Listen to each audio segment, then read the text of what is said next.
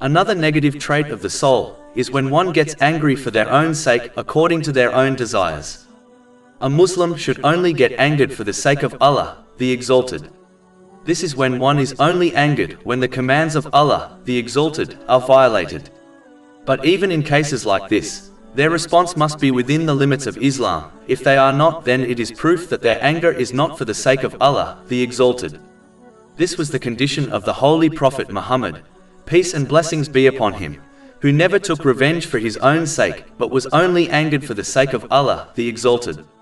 This is confirmed in a narration found in Sahih Bukhari, number 3560. Over 400 free ebooks, audiobooks, infographics, podcasts and blogs available on our website, www.shaykhpod.com.